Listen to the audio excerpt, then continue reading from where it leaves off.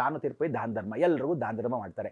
ನಮಗಿಲ್ದಿರೋ ಪರವಾಗಿಲ್ಲ, ಬೇರೆಯವ್ರಿಗೆ ಅಡುಗೆ ಮಾಡಾಕೋಣ, ಒಂದಷ್ಟು ಊಟ ಉಪಚಾರ ಮಾಡೋಣ, ಅವ್ರ ಪಾಪ ಚೆನ್ನಾಗಿರಲಿ, ಇನ್ನೊಂದು ಏನಾದರೂ ಮಾಡಾಕ್ಲಾ ಅನ್ನೋದು ಅಭ್ಯಾಸ, ಹುಡುಗರಿಗಾಗಲಿ ಹೆಂಗಸ್ರಿಗಾಗಲಿ. ಯಾರು ವೃದ್ಧಾಪ್ಯದಲ್ಲಿರ್ತಾರೆ, ವಯಸ್ಸಾದಿರ್ತಕ್ಕಂಥ ಕಾಣಿಕೆಗಿರ್ತಾರೆ, ಅಂಥವ್ರು ಪರಿವರ್ತನೆ ಮಾಡ್ತಕ್ಕಂಥವ್ರು ಏನಾದ್ರು ಇದ್ದರೆ, ಆ ಹೆಂಗಸರು ಅಡುಗೆಗಳನ್ನು ಮಾಡಬೇಕಾದ್ರೆ ನೀವು ಜಾಗ್ರತೆ ಏನಂದರೆ ಹಳೆ ಪಾತ್ರೆಗಳನ್ನ ಚೇಂಜ್ ಮಾಡೋ ಅವಕಾಶಗಳು, ಹೊಸ ಪದ್ಧತಿ ಬರ್ಬೋದು, ಹೊಸ ಮನೆಗೆ ಹೋಗ್ಬೋದು, ಹೊಸ ಬಾಡಿಗೆ ಮನೆಗೆ ಹೋಗ್ಬೋದು.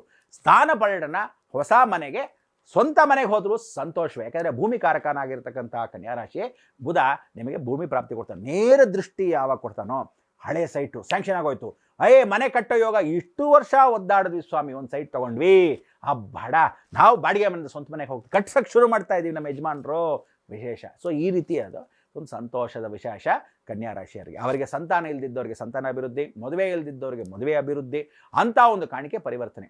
ಎಷ್ಟೋ ಜನಕ್ಕೆ ಅಕಸ್ಮಾತ್ ಡೈವರ್ಸ್ ಆಗ್ತಕ್ಕಂಥ ಅವಕಾಶಗಳು ಇದ್ದರೆ ಅದು ತಡೆದು ಬಿಡುತ್ತೆ. ಅಂದರೆ ಡೈವರ್ಸ್ ವಾಪಸ್ ರಿಯಾಕ್ಷನ್ನಲ್ಲಿ ತಿರುಗಿ ಮತ್ತೆ ಸೇರೋ ಅವಕಾಶಗಳನ್ನ ಕನ್ಯಾ ರಾಶಿ ಡೈವರ್ಸ್ ಮಾಡಿಸದೇ ಇದ್ದಂಗೆ ಆಗುತ್ತೆ. ವಿದೇಶದಲ್ಲಿ ಮಕ್ಕಳಿಗೆ ಅಕಸ್ಮಾತ್ ಕನ್ಯಾ ರಾಶಿಯವರು ಇದ್ದರೆ ವಾಪಸ್ ಕರ್ಸ್ಕೊಂಬಿಡಿ.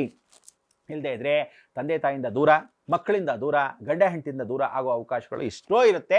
ಶನಿ ದೂರ ಮಾಡ್ತಕ್ಕಂಥದ್ದು ಗ್ಯಾರಂಟಿ. ಸಪ್ತಮ ಸ್ಥಾನವನ್ನು ನೋಡಿದ್ರೆ ಗಂಡ ಹೆಂಡತಿ ಬಾಂಧವ್ಯದಲ್ಲಿ ಶನಿಯೇ ದೃಷ್ಟಿ ಬಿದ್ದಾಗ ಹುಷಾರು.